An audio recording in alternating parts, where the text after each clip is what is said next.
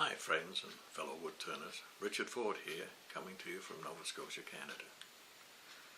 I have a set of videos here that I first posted on YouTube back in 2011. I got my first camera in the end of 2010 and started posting videos. Sometime later,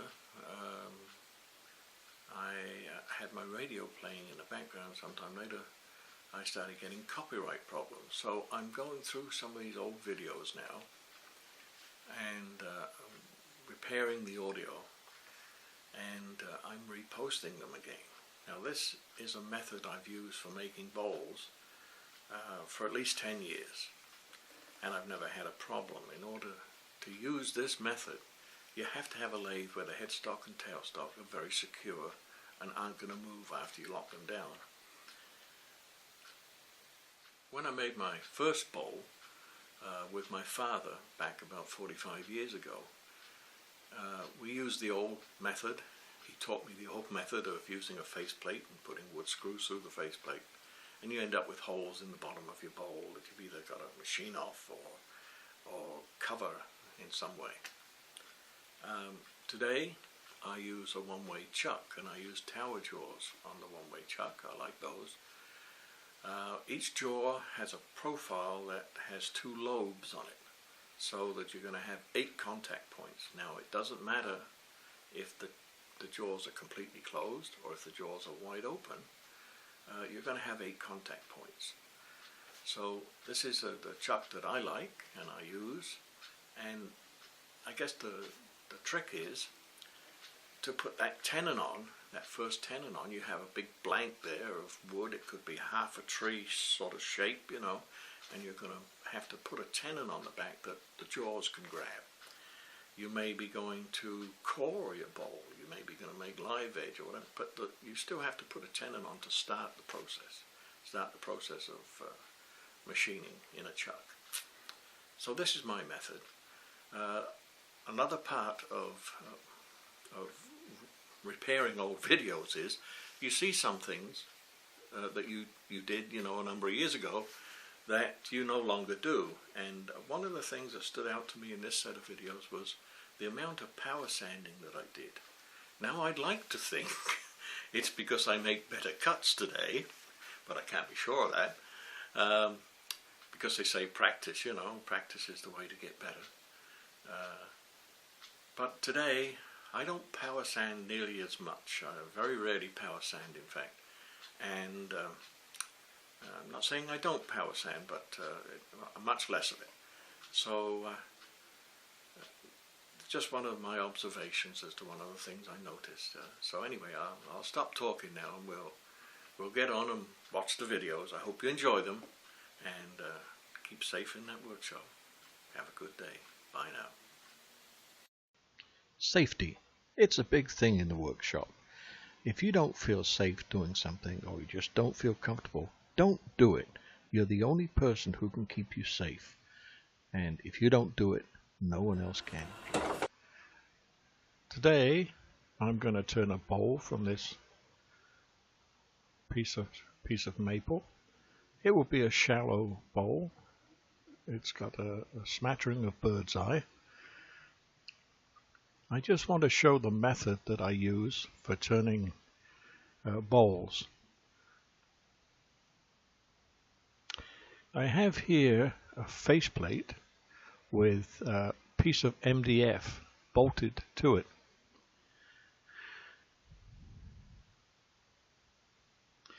I turn this to fit a previous lathe, and it just cleared the bed on the previous lathe. But when I put it on this lathe, I've discovered that diameter clears the banjo. So this is ideal. Banjo will go underneath it. I don't have to worry about the positioning of the banjo. Now I use this method for turning all my bowls, unless they're really unusual. I turn wet bowls this way, or dry bowls. And this is a nice dry piece of maple. When I scribe the line to bandsaw it, I make a little center mark. Now I use this center mark with the tailstock to center the blank. It also supports the blank against the MDF faceplate.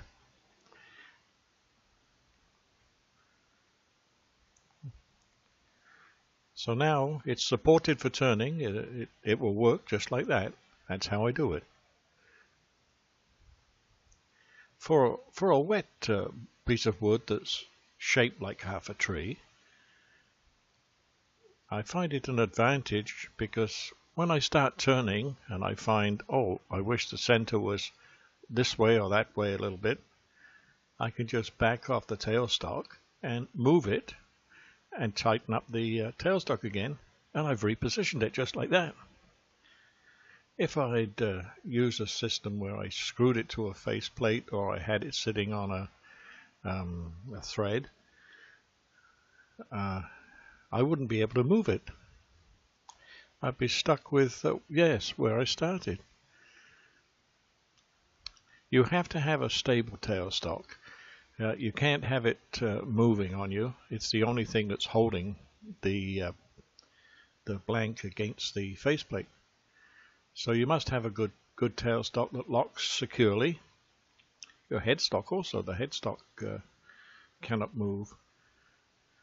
So this works very well for me. I've got my jacket on now. Oh, I've glued some rubber material for drawers or shelves, and this is just to give it an additional something less slippery and something that will give it a little adhesion to the faceplate. Well, we're ready to go now. Just need I'll back this out a little bit first to give myself a little bit more room to work, to get the tool rest in. That's looking a little better. Yeah, that should be okay. As you turn, the center may embed itself in the wood depending on how hard the wood is. So it's a good practice to check now and then that the tailstock is still tight. Now we'll put a little tool rest in. And we're all set to go now.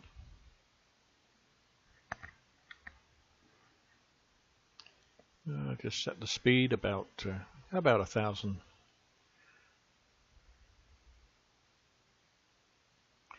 And I usually wear a face shield because I wear prescription glasses, and you can't find good safety glasses that go over your prescription glasses. So this is a regular grind, an Irish grind, or Dave Ellsworth grind, or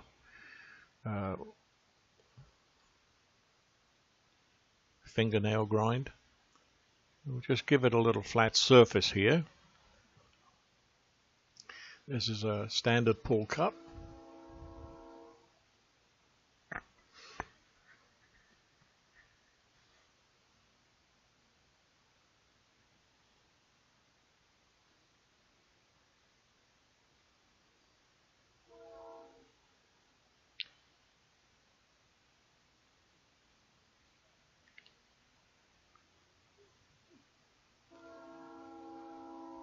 I'll be using a chuck next, and I'll be using the medium-sized jaws.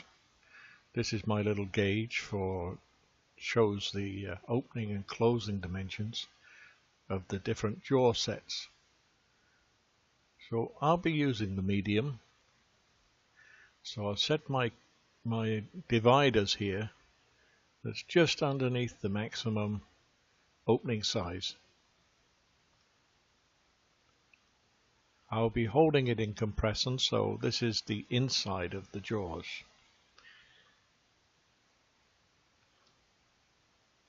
When you do this, it's very important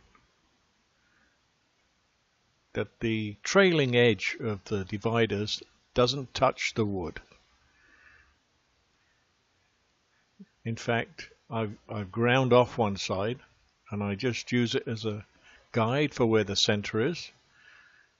The one on the right should never touch the wood. And just make a mark here as a guide for the diameter I need for the tenon.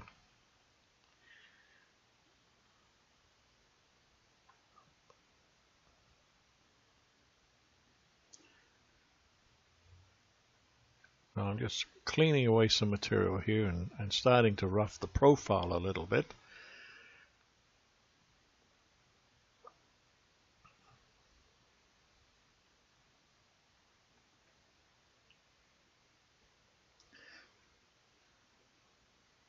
I need to develop the profile while I'm doing this. Now it's not going to be the finished cut, but I want to make sure that it's round and I don't have any cracks or any little things that would, make me turn it smaller.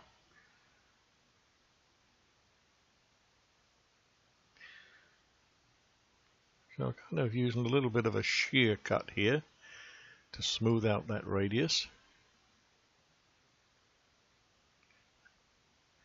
Oh, you can see the bird's eye here now, look. And that's a reasonable shape, reasonable profile. It's looking pretty.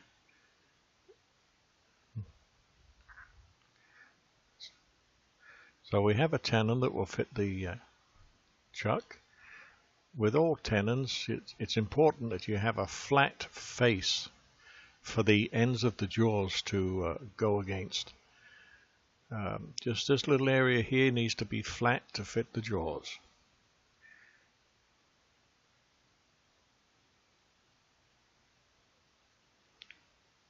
And the tenon should be shaped to fit your jaws. If you have a dovetail on your jaws, then you need a dovetail to match it on your tenon.